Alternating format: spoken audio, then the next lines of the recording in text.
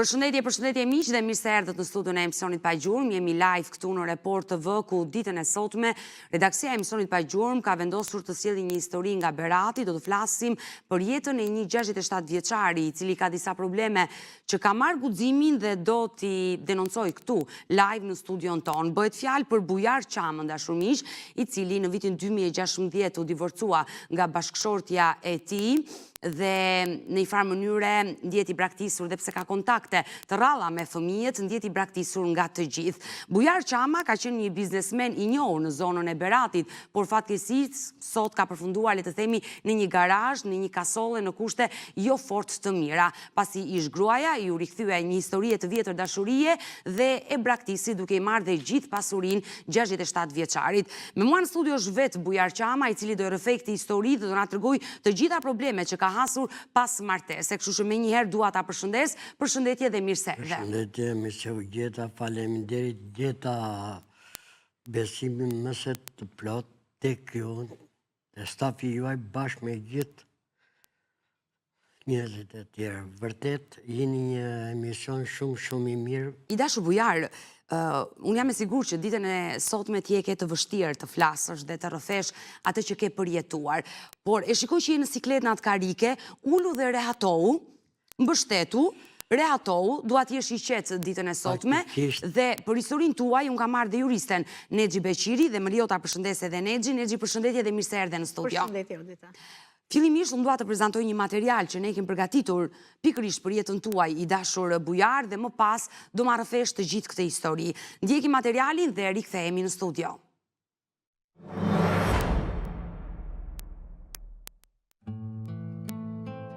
Një histori e dhimbshme e një burri që nga një sipërmarrës i fuqishëm përfundoi në rrugë. 67 vjeçari Bujar Çama, dikur pronari një firme me 180 punëtor, sot jeton në një garazh të rënuar, i braktisur nga familja dhe i zhytur në varfëri.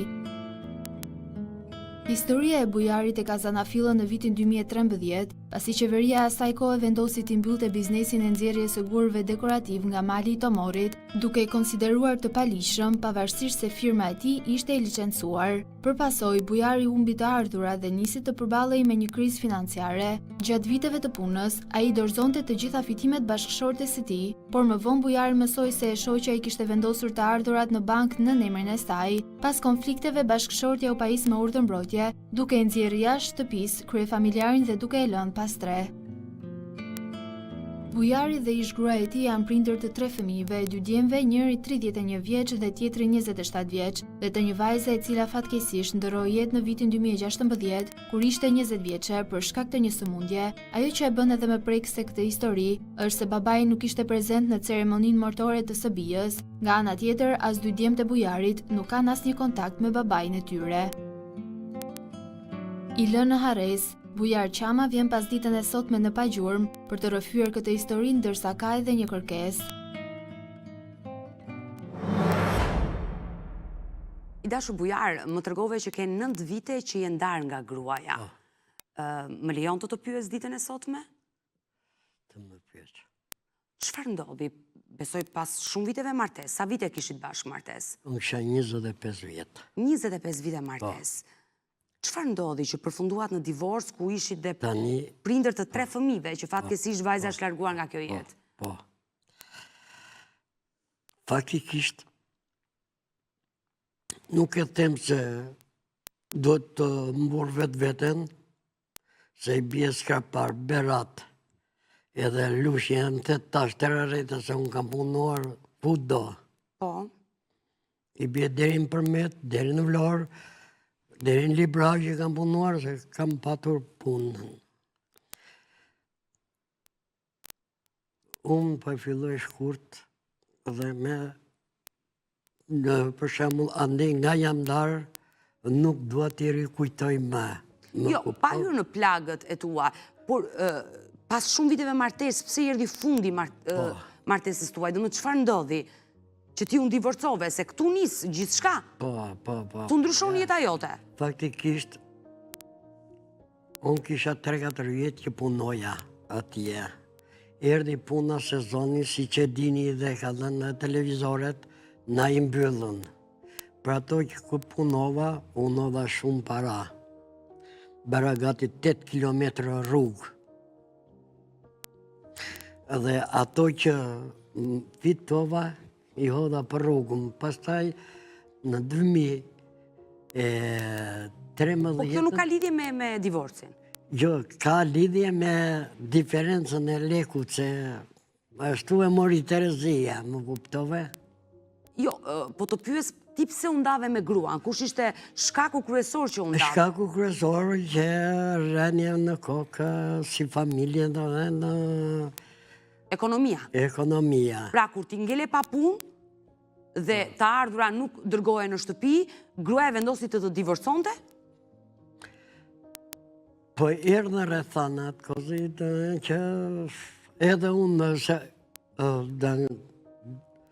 divorcin e kam bërë unë dhe nuk e ka bërë. E ke kërkuar ti divorcin? Po. Se kërkove ti të ndaheshe nga gruaja, më thjesht pyetja për mua. E thjesht afare është po i bje shkurt, sepse e pash Terezin që më hodhën fëmit kundra. Është histori e gjatë, për nuk duhet i përmend Por se... jo, i dashur Bujar, përderisa ne sot po flasim për jetën tuaj dhe dashur apo pa dashur, ish gruan tuaj e përmendim në këtë studio, dashur pa dashur dhe fëmijët bëhen pjesë e historisë, disa gjëra dhe duhet i sqarojmë i dashur Bujar, sepse ajo zonjë mund të na telefonojë nesër. Prandaj po të pyes, ti kërkove divorcin se fëmijët mu hodhën kundra, por fëmijët pse tu hodhën kundra? Se edukoj ndryshe për ndryshe. Se unë në shtëpi, troq, kam qenë njës me qarë, kam patur një shtëpi që i njërë 7 ditë, 10 ditë, vija në shtëpi. Vija në shtëpi se rria maleve, se kisha Që punoje? punën, po. Mirë, ti ke sakrifikuar, por aman, edhe ky largimi jot nga shtëpia, që vjen një në 7 ditë në shtëpi, ndoshta e ka dëmtuar marrëdhënien tënde me gruan. Jo, absolutisht jo. Por sepse fëmijët e rritur ju vun kundra babait dhe ti kërkon divorc me gruan, edhe kjo gjë nuk shkon. Kozeta.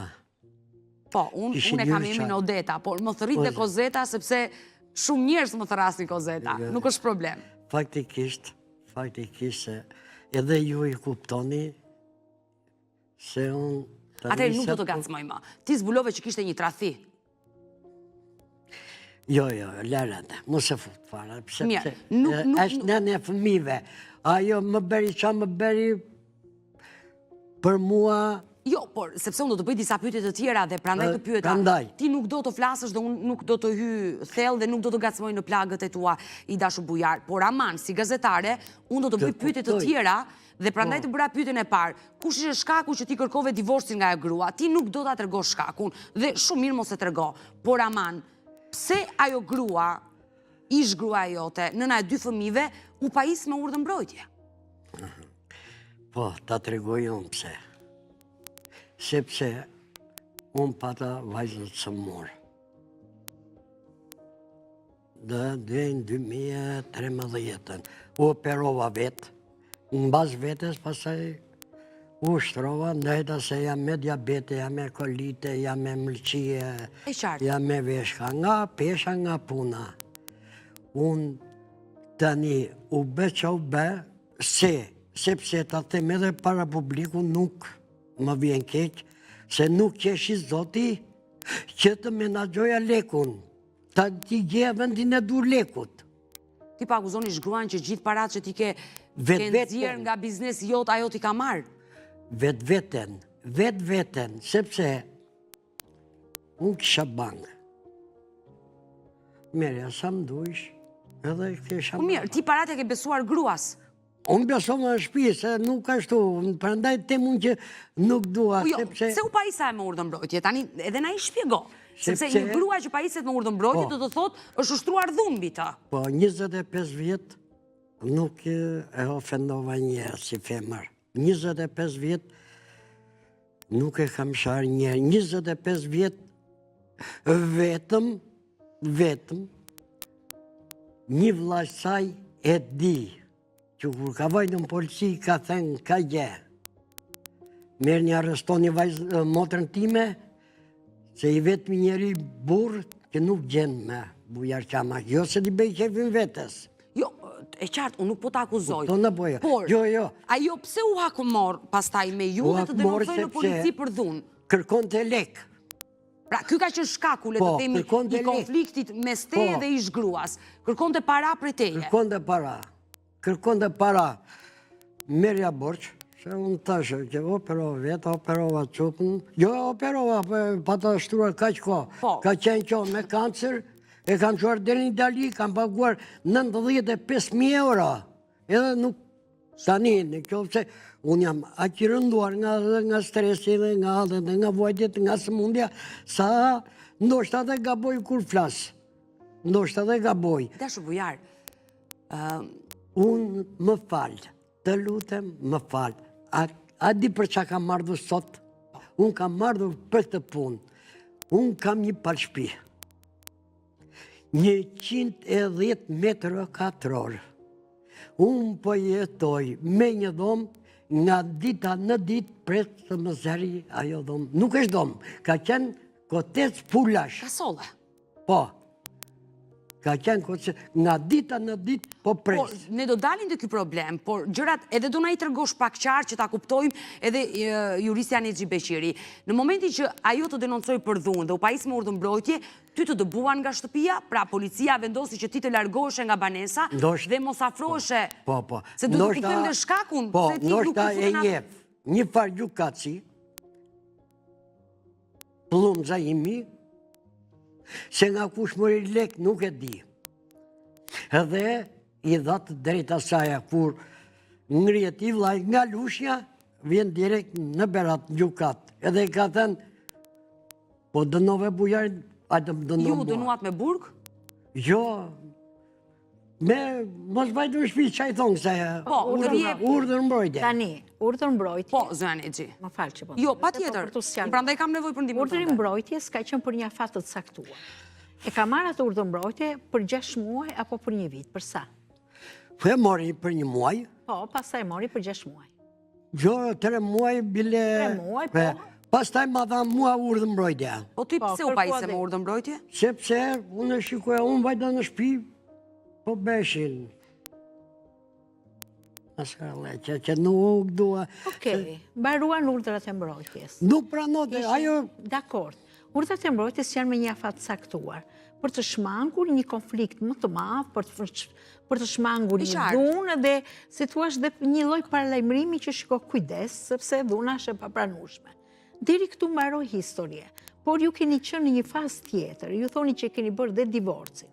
Atëre kur bëhet zgjidhja e martesës apo divorci, natyrisht që martesa e humbet, se thua fuqinë ligjore e tjerë, por njëkohësisht ka dhe një proces tjetër gjyqësor që ka të bërë me pjestimin e pasurisë.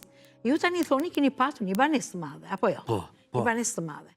Ju e keni bërë gjyqin e pjestimit pasurisë dhe si ka përfunduar ai proces gjyqësor? Pasurie nuk është bërë për arsye, se mua më kanë qelluar hallet radhë. Në radhë parë, me dokumenta, e kisha marrë nga shteti, kisha paguar lekë të vendit, truallit, dhe ngjelja sot e njëse fukarej i qenë. Po, përfundimisht, e morët ju certifikat në pronësisë për atë? Nuk ishin da lemrat, po dokumentat që i kam marrë, i kam me pranvendosje me tëra. Këto mi kam fshehur. Kushti ka fshehur? Po tani në shpi. Edhe në qofë se i ka fshehur, ka një dosje. Ka një dosje në aluizm, në qofë se ju keni kërkuar që të legalizohet e banesa. Po mimi, pa jo dosje nuk është gjukur, është gjiku.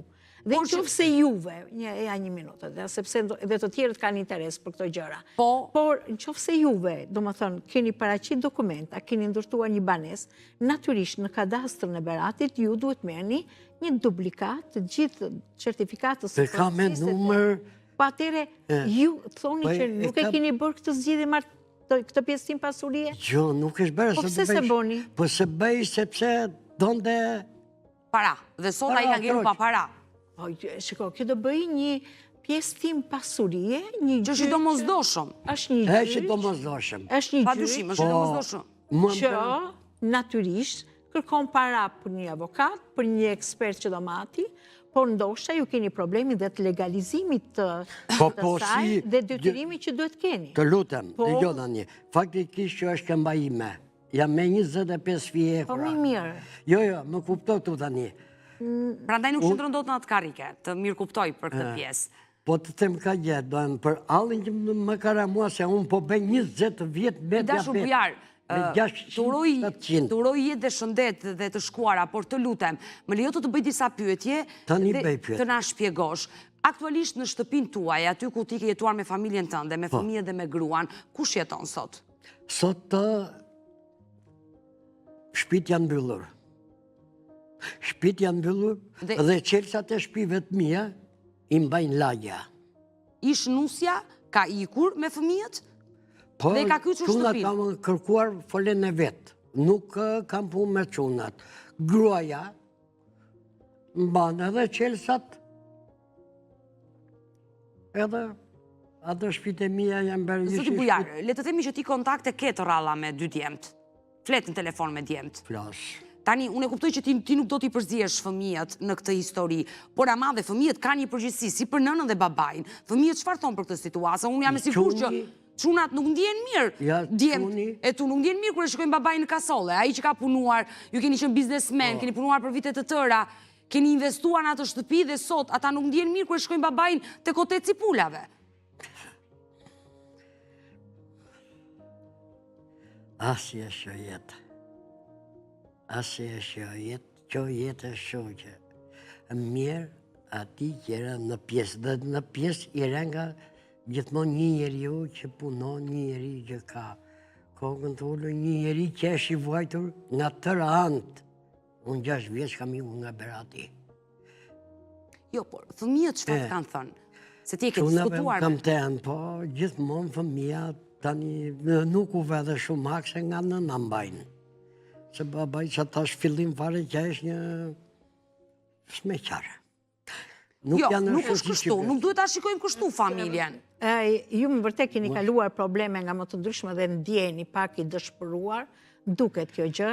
Bëni kujdes që t'i ruani njerëzit tuaj dhe shumë mirë bëni që bëni kujdes, por ama disa gjëra nuk duan shumë punë për t'u zgjidhur.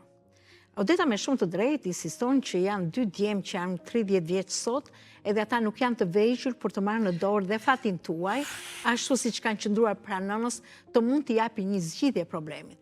Dhe problemi nuk është i ndërlikuar, sepse ajo shtëpi faktikisht banohet, domethënë është pronë e juaja, ish gruas tuaj dhe fëmijëve. Domethënë në kuptimin që ju keni kontribuar dhe nuk ka mundësi as ish bashkëshortja dhe as 2 djemë të të lënë ty në një cep, në një bodrum, në një cep aty në fund të oborrit ndoshta, ndërkohë që shtëpia mbahet e mbyllur. Unë nuk e kuptoj pse ju nuk keni patur guximin, ka një problem këtu. Pse nuk keni patur guximin që të hapni derën e shtëpisë që keni ndërtuar ju, të futeni brenda, të jetoni aty, ndërkohë të ndiqni procesin e në gjykat të pjesëtimit të pasurisë dhe gjithçka të bëhet në rrugë normale, në rrugë ligjore, që ju të gëzoni atë mund, atë sakrificë, atë djerës që keni derdhur për shumë vite punë në atë firmë, edhe bashkëshortja të gëzoj pjesën e saj, si bashkëshortja juaj, o nëse ka punuar për arsyen që dhe ajo ka kontribuar, dhe njëkohësisht se është nënë që ka e fëmijëve, që ka punuar në familje, ka rritur, ka edukuar fëmijët e tjerë. Pra ka zgjidhje në këtë mes. Ndoshta ka kapur shumë halle, ndoshta i dëshpëruar nga një humbje, sepse të humbësh punën, biznesin, paratë. Ka humbur vajzën nga kjo jetë. 20 vjeç dhe kjo është plaga më e madhe për bujarin. Ka ndodhur një gjë që... Ti si është puna? Jo, ajo është... Më falë. Do me thënë, po bëj 9 vjetë, se pas shupën një me sy. Më foli një. Atere, ju s'keni, jeni aq shumë i lënduar, përse të mos jesh as në ceremoninë. Jo, ceremoni këtu të qupës, vajta e shevaderë njëra i pari. Po mirë. Edhe kjo është fatale. Si ka mundësi, pse nuk të njoftuan dhe nuk të pranuan në shtëpi Për të përcjell vajzën në banesën e fundit, se kjo është Jo, qunat me erdhën. Të lajmëruan. Më lajmëruan, erdhën aty. Po pse e shqeve derën? Kush ta mbylli derën? Jo, e shqeva në kuptimin e mirë të fjallës. Të dhimbjes, e kuptova, e qartë. Jo. Por nuk e pat në kohën që ajo ishte smur.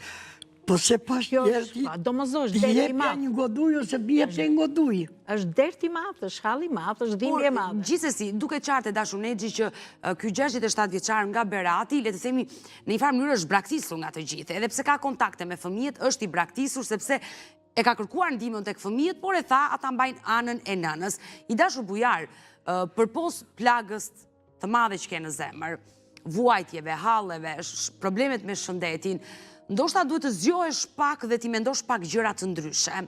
Nuk dua të të akuzoj, të të lëndoj, por kur kthen kokën mbrapa, ndoshta e ke lënduar atë ish gruan dhe fëmijët që sot po të sillen kështu. Të themi një fjalë, me edhe ta mbyll, edhe në qoftë se nuk është e vërtet. Unë po të pyes.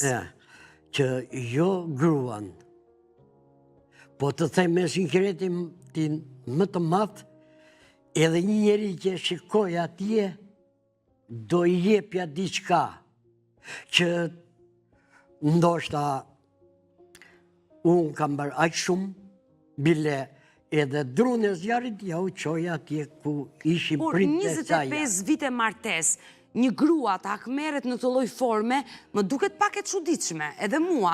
Okej, ku nuk shko, nuk funksionon një martes, ka ndarje, ka divorc, njerëzit ndahen, por aman, ajo po akmeret sipas jush në një formë që të ka denoncuar pa të drejtë, ajo është pajisur me urdhër mbrojtje, policia ka përzën nga shtëpia, sot dera e shtëpisë është e kyçur, atë gjithë pasuri, mundin tënd, djersën tënde e ka marrë ajo dhe e ka kyçur, dhe vetë ka ikur. Ku jeton sot ajo? Keni informacion? Kisha dhe i diku, po nuk duhet ta them se ku. Po, ajo jeton jashtë Shqipërisë.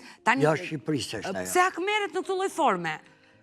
Po pse sa thot që hajde se ky të vdesi edhe.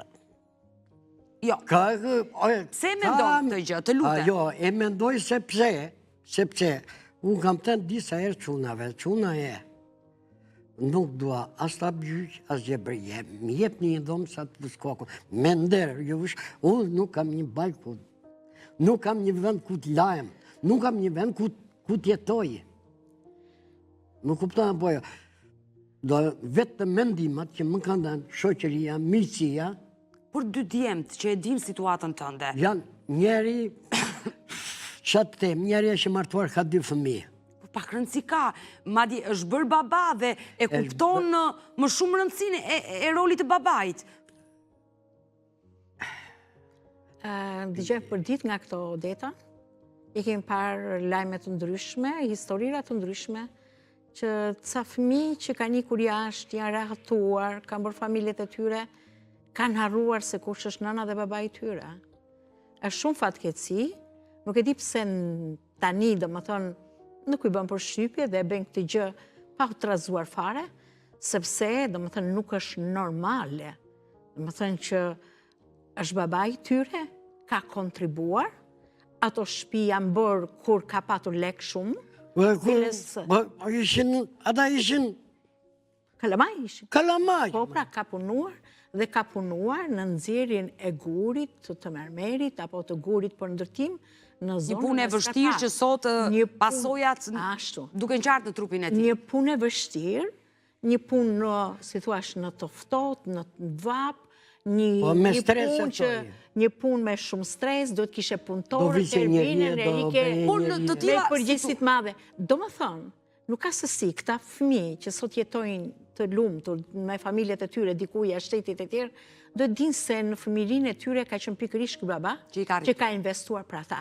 Dhe nuk është as pak korrekte, nuk është as pak njerëzore, nuk është dinjitoze, nuk është, si thua, as Zoti nuk i fal këta njerëz që harrojnë, që pikërisht, edhe nëse ka gabuar babai në marrëdhënie me maman e tyre, edhe nëse gabuar, sepse ne nuk po i kërkojmë llogari tani që domethënë çfarë keni bërë. Është babai i tyre dhe nuk ka qenë thjesht babai i tyre, po ka investuar, ka ndërtuar një shtëpi. Tani ajo shtëpi rri e kyçur.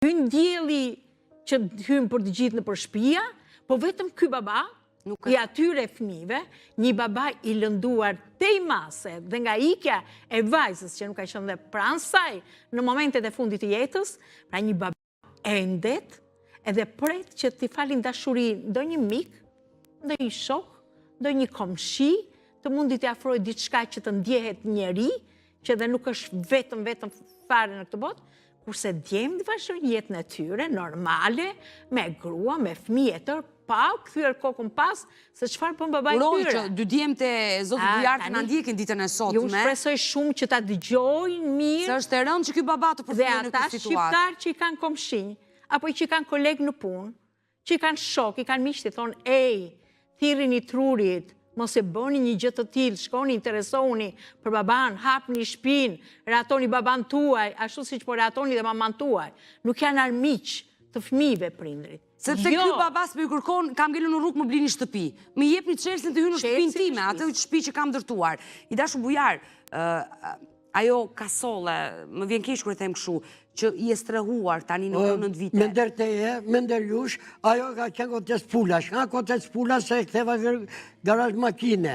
Dhe jeton aty vetë. Po. Prandaj, një kofërmim, ndaj thash ati djali, një kofërmim të shikojnë gjendjen, dhe nga ju nuk po kërkoj të më jep një lëmosh. Unë po kërkoj që të vini aty te kadastra, te policia, kush i ka këto shtëpi? Por ndalim një pak, dhe këtu do ndalim. Zënë Exhi, në të tilla situata, ku nuk është bërë ndarje pasurisë, kemi vetëm divorcin.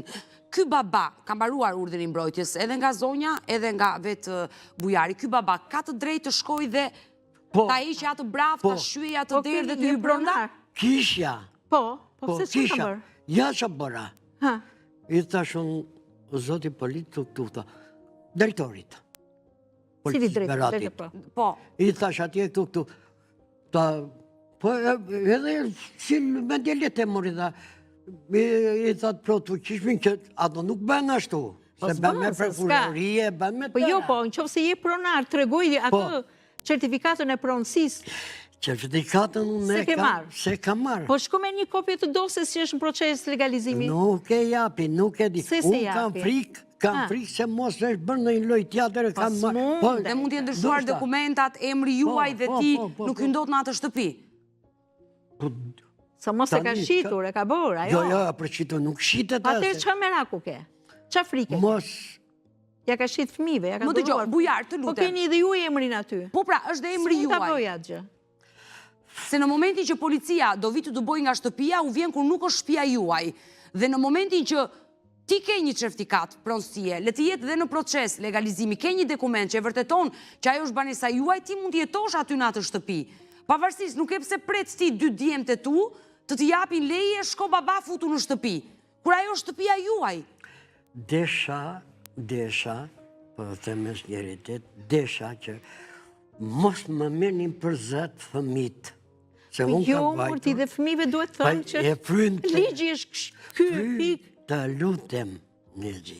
Nuk do të mbasi dhe fëmijat, është e kuptuar. Nuk do aso unë po. Po fëmijët duhen mësuar që duhet të respektojnë ligjin, fëmijët duhen përkëdhelur, fëmijët duhen edukuar që mbi ligjin nuk del dot asnjëri. Merr një avokat atje në Berat. Shkoj të marri dosjen. Me 130.000 lekë. Po mimi, ka dhe nga ato, shko merr vërtetimet që keni kaq të ardhur dhe ka dhe avokat falas. Edhe Berati ka. Shko aty ke gjykata dhe t'japi. Pas prindave do të ndihmojmë dhe ne me këto procese, pa tjetër, prandaj ka ardhur në këtë studio që zëri juaj të dëgjohet. Që të marri gjithë dosjen. Nuk dua që ju tashu, ju të vini në prokurorit, në gjykat, edhe të kadastra, vetëm ka gje, pasaj mi jep ligji mua, unë e di shumë Këtë po themi pra, ti do marrësh një dokument që... Nuk dua. Nuk do të ndash nga fëmijët. Jo, fëmijëve i duhet dhënë ndonjëherë ndonjë mësime. Që e kemi bërë neve gjithmonë, dhe kur kemi qenë ai brezion, e prindërve tanë, fëmijët kur gabojnë, kur nuk janë në Terezi, ndonjëherë duhet hequr veshi, duhet thënë shiko. Ti po gabon, dhe në vend që unë të kam bërë kokën, ti je 30 vjeç, e të shkosh ti të mi zgjidhësh këto problemet e dokumentacionit, dhe mos shkoj unë të pres atje në përradha, ti tani ke frikë se i lëndon, ç'a do bëjnë më tepër ata? Ç'a do bëjnë më tepër se sa të lënë në një cep, dhe jo në shtëpinë për të cilën ke investuar. Kështu që ata fëmijë, kur dëgjojnë këtë emisionin, duhet mendojnë thellë, dhe ata të vinë në Berat, të zgjidhin problemet e dokumentacionit, të merrni certifikatën e pronësisë dhe të bësh pjesëtim pasurie, në mënyrë që të kesh gjysmën e asaj pasurie, ta keni ju, do keni katën e treta, katën e dyta, a do ta mbaj njëri dhe ja shet tjeti e për njësa si letër. Ama nuk do jesh në rrugë, nuk do jesh të ka i koteci pulave. Do kesh ambientin tënd ku të rish. Sa ka të shtëpia? Një kaçe është. Një kaçe. Dhe më thënë, shtëpia ekziston atje, rrie mbyllë dhe ju nuk flini shtëpinë tuaj. Po kush ju pengon juve për këtë? Po pse se hap derën ti dhe ju në shtëpinë tënde? Jo, ashtu ma akuzon, më fut Po brenda pse ta akuzon? Po pse ti je zoti shtëpisë? Si mundet të vije të thoj ik ti? Me çfarë ligji, me çfarë vendimi do të thoj ajo ik? Më thuaj. Ajo vete thot ja, mënyrin më familje thot. Po që familje? Po është ajo shtëpia juaj. Ajo shtëpi është e pabanueshme i dashur bujar. Ajo nuk jeton aty. Kam shkuar në vrim Gjylperës. Do të rosh muhabetin që kam pirë fotoksin për të elmuar. Po kjo nuk duhet ma përmendeshme. Jo, po, a shumë... Sepse jeta është shumë e shtrenjtë. Unë nuk po të them asgjë. Për jeta ime Jo, bujar, të lutem, ndalu pak dhe më shiko pak në sy. Përpos gjithë shkaje, jeta është e shtrenjtë dhe ti po lufton për jetën tënde, ndaj ke marrë rrugën me një këmbë të sëmurë dhe ke ardhur këtu në Tiranë të gjesh një zgjidhje sepse e do jetën dhe do të jetosh mirë. Prandaj e ke bërë dhe unë e di që ti e çmon jetën. Nuk du të thuash që jo, unë ka marrë dhe vendimin më ekstrem, më fatal dhe ta mendosh këtë gjë. Harroj këtë gjëra, ne kemi ardhur në këtë jetë, jetojmë dhe jetën na i marri Zoti. Unë mendoj në diçka tjetër. Çfarë? Më mirë të vdes me një vdekje të lezetshme sa të qërrohem, se unë e di diabetit qërron, të paralelizon. Por nëse kujdesemi për shëndetin, padyshim Gjylpera në ditët. Insulin, po. I dashur bujar, të lutem, nuk dua të mbaj gjatë në këtë studio, sepse e shikoj sikletin tënd që mezi po qëndron atë karike. Nëse fëmijët e tu do të ndishnin, ti ju ke dhënë mesazhe, unë dua t'ju japësh një mesazh live të dy fëmijëve. Dhe gjërat e tjera unë do premtoj që pas kuintave ne do vim në Berat dhe do bëjmë gjithçka për të ndihmuar. Të them një fjalë. Unë fëmijëve u kam dhënë te. Mos paçit fatin e babait. Një, Zoti ja bëf dritë e pasqyrë, ndash ta ndihmojnë baban, ndash mos ta ndihmojnë. Unë këtë u jap fëmijëve. Dhe ju u faleminderit që më hoqët një dhimbje shumë të vogël. Ndoshta mund me hitni e më tepër. Jo, ne do ishim të lumtur. Ka filluar në moshën te me 10 vjeç punë. Kam rënë bukën me triska. Kam shkuar në shijen të borë. Kam fjetur maleve skraparit. Në fakt është histori e dhimbshme dhe unë uroj dhe shpresoj që fëmijët... Nuk të thash asë si u martova, asë me lajmësi, asë shu, asë tuti, asë tu. A kje, po s'je. Nuk do, edhe pse ka ngelur në rrugë, ai nuk do të preki, të cënoj, ish gruan, 2 fëmijë dhe unë i thash kush është mesazhi, të mos kenë fatin tim dhe u abëv Zoti dritë. Në duan të më ndihmojnë, në duan mos ta bëjnë këtë gjë. Por gjithsesi janë i solucionet, ato që janë regulatori i gjithë shkaje, prandaj janë i solucionet. E dashur Nexhi, si një nën, si një gjyshe që për herë përcjell mesazhe të forta dhe ne kemi nevojë për ato mesazhe, unë dua që ditën e sotme si një grua ti përcjellësh një mesazh ish gruas së bujarit dhe fëmijëve të tij për situatën në cila i ndodhet dhe unë i premtoj bujarit që pas kuintave ne në ditët në vijim do vim në Berat, do shkojmë në për solucione për të kuptuar situatën reale dhe për ta ndihmuar këtë 67 vjeçar. E para njërë, Odeta, unë do të doja dhe gjithë një mendoj këtë gjë kur shikoj emisione ose kur jam prezent në rastet që ka njerëz me shumë problematika të tilla, me shumë halle, me shumë vështirësi, ka nevojë për ndihmë të tëra, do doja që të kishte edhe një ekip të tërë, një televizion, një ekip të pajisur me gjitha mundësitë edhe me fondet saktuara për t'i ndihmuar deri në fund për të marrë zgjidhje një problem. Kjo do ishte ideale. Janë televizione shumë të fuqishme, dikur bonin dhe më shumë, tani bëjnë dhe më pak dhe dua ta them këtë, për të ndihmuar njerëzit që s'kan mundësi ti zgjidhin problematikat e tyre. S'ka mundësi, sepse kështu është krijuar marrëdhënia që ka zotëria me familjen e vet. Sepse shqyqyr që ai ka, domethënë 2 djem, por që nuk kanë bërë atë që duhet bëjnë për baban e tyre. Por njëkohësisht të thosh edhe një gjë tjetër, që gratë që ndahen nga burrat, apo burrat që ndahen nga gratë, nuk kanë pse t'i konsiderojnë armik njëri tjetrin, nga çdo palë që tjetë. Domethënë se në fundit kanë darë jetën bashkë për 25 vjetë. Ato fëmijë kanë bërbëzuar, kanë thënë fjalët e para, kanë qeshur, kanë qarë pikërisht në prani të dy prindërve. Domethënë bashkë kanë darë emocione të fuqishme, emocione të dashurisë, të gëzimit, të jetës që kanë me një familje të madhe. Që nuk duhen fshirë nga jeta. Nëse këtë baba e ka, si thua, është dëmtuar, është tronditur, është shokuar nga ike e vajzës 20 vjeçre. Ajo grua dhe ish grua tashmë, por dhe ato të djemë duhet mendojnë që ky baba ka një plagë shumë të madhe në jetën e vet. Tani është i erdhi radha që të jetoj dhe vetëm. Por ama mund të jetoj vetëm, se kështu ndodh në plot familje, po jo të jetoj në një kotes, një garazh. Kështu që edhe sikur të mos kishte atë shtëpi, jo që e ka atë shtëpi ky baba, po dhe sikur mos kishte ata dy djemë, ti kishin mbledhur nga pak dhe ti paguani që ranë diku tjetër. Jo, ata ma thanë mua, për nuk pranova unë për gjë tjetër.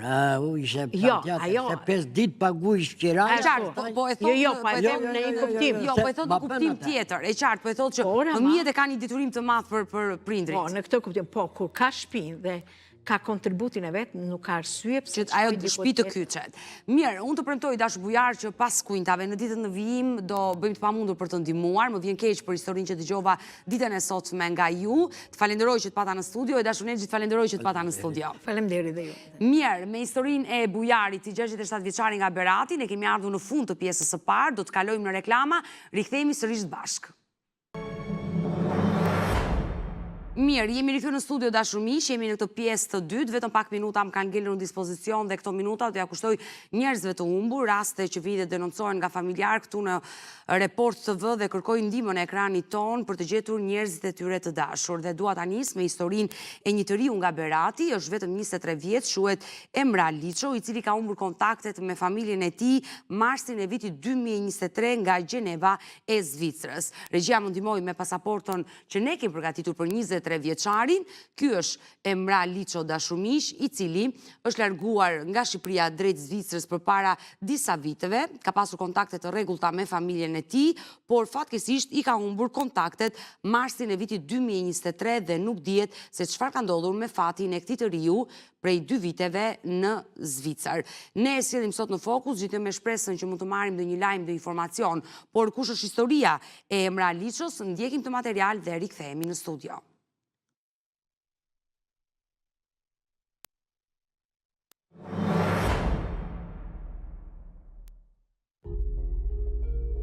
Emra Liço është 23 vjeçari i cili rezulton i zhdukur për familjen e tij që prej vitit 2023, ndërsa kontaktin e fundit e ka patur nga Zvicra.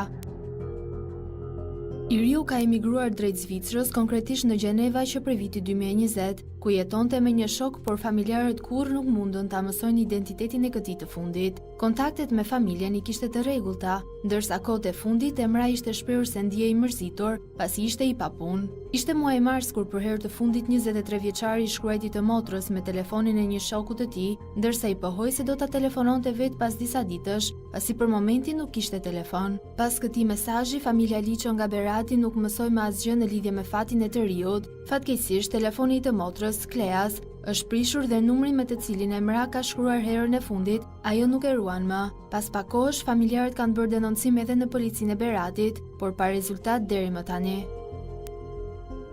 Të shqetësuar, familjarët janë në kërkim të riut, fati i të cilit ka mbetur mister që prej momentit me të cilin kanë shkëputur çdo lloj kontakti.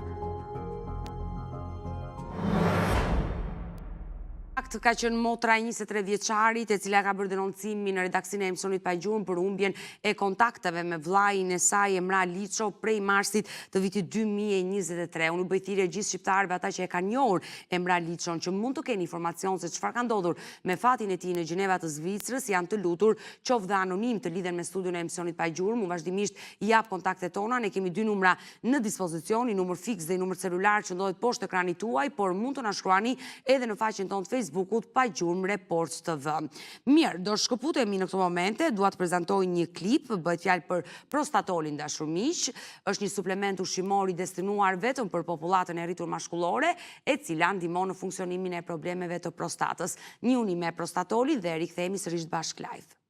Mirë, jemi sërish bashkë live për të vazhduar me historinë e fundit që kemi përgatitur ditën e sotme. Do të shkojmë në Korçë, do të jemi në kërkim të një 50 vjeçari i cili quhet Aurel Lecinji, dashur miq, i cili ka humbur kontaktet me familjen e tij në 10 shtator të vitit kaluar. Regjia na ndihmoi me të dhënat dhe foton e Aurel Lecinji, 50 vjeçari nga Korça, i cili jetonte me motrën e tij në fshatin Pilur të Devollit, humbi kontaktet me familjen shtatorin e vitit kaluar. Dua të theksoj se 50 vjeçari kishte probleme shëndetit mendor, ka jetuar fillimisht me prindrit, por pas vdekjes së prindërve ishte motra që i kishte marrë në familjen e saj, por fatkeqësisht mëngjesin e 10 shtatorit ai ka dalë nga shtëpia dhe nuk dije se çfarë ka ndodhur me fatin e 50 vjeçarit. Unë dua të prezantoj një material që kemi përgatitur dhe rikthehemi.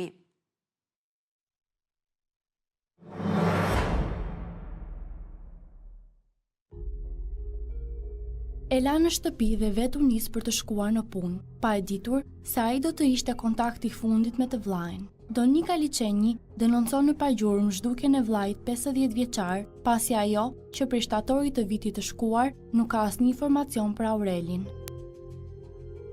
Atë ditë Donika, si çdo mëngjes tjetër, u ngrit për të shkuar në punë. Mbi tavolinë la një shumë prej 50.000 lekësh të vjetra dhe u largua duke e porositur vllajën që të shkonte të paguante faturën e dritave. Pas ditën e po asaj dite, kur kthehet në shtëpi, nuk i gjen të vllajën. 50 vjeçari kishte lënë në shtëpi telefonin, ndërsa lekët i kishte marrë me vete dhe drejtimi i tij ngelet ende i paditur.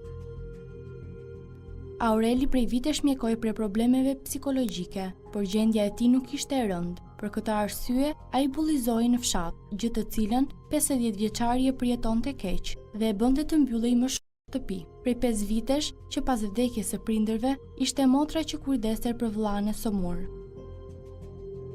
Aurel Liçenji është larguar edhe më parë nga shtëpia për 3 muaj, por është gjetur në Tiranë, konkretisht në një shoqat për të pastrehët. Edhe pse familja ka bërë kërkime në Korçë dhe në Tiranë. Ditën që 50 vjeçari u largua nga shtëpia, kishte veshur një palë pantallona të errta, këmish lejla me një xhaketë jeshile, si dhe atlete të zeza.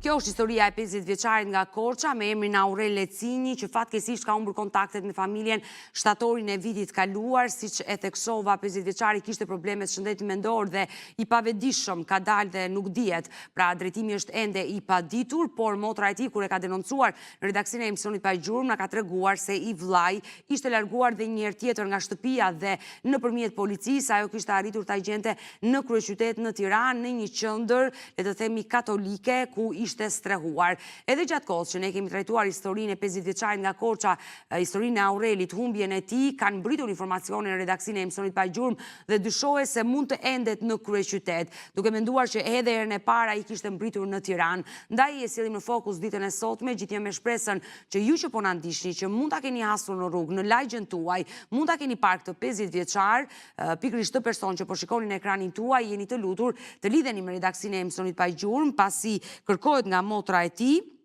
dhe rezultoni humbur që prej shtatorit të vitit të kaluar. Mirë, ditën e sotme do e prish renditjen e skaletës dhe pse jam në fund nuk kam më minutazh, por regjia më njofton që duhet të prezantoj dhe një pasaport tjetër që nuk e kishim përgatitur, bëhet fjalë për Maradona Ibrahimin, uroj që ta keni gjetur pasaportën, e keni gjetur pasaportën e Maradonës, 34 vjeçari nga Gjirokastra, ku nëna e tij ka telefonuar, është duke na ndjekur në transmetim live dhe na i ka kërkuar me ngulm që ta nxjerrim ditën e sotme, sepse asaj ka mbritur një informacion se dyshohet se 34 vjeçari është parë në qytetin e Sarandës. Mirë, ky është Maradona Ibrahimi, dashur miq, 34 vjeçari nga Gjirokastra që ka humbur kontaktet me familjen e tij në datën 1 gusht të vitit 2019 nga Saranda. Ai telefonatën e ka kryer me nënën e tij, zonjën Maria, në 1 gusht ku i ka treguar se ndodhesh në Sarandë, e ka marrë nga një kabinë dhe më pas nuk dije se çfarë ka ndodhur me fatin e tij. Kushdo që e njeh Maradona Ibrahimin, kushdo që ka informacion, mos të hezitoj të lidhet me studion e emisionit pa gjurmë, vazhdimisht jap kontaktet tona, keni numrat poshtë ekranit tuaj dhe mund të na telefononi. në zonja Maria i kam mbritur një informacion dhe dyshohet se i biri saj është parë në qytetin e Sarandës. Historinë e Maradona Ibrahimit ne kemi vite që e trajtojmë, që për vitin 2019 ai humbi në gusht shtator kur ne kemi nisur sezonin e ri në vitin 2019, e kemi trajtuar dhe deri më sot kanë mbritur informacione për Maradonën, informacione që janë verifikuar nga ana jonë edhe nga ana e familjarëve, por fatkeqësisht nuk kemi arritur në gjurmët e tij.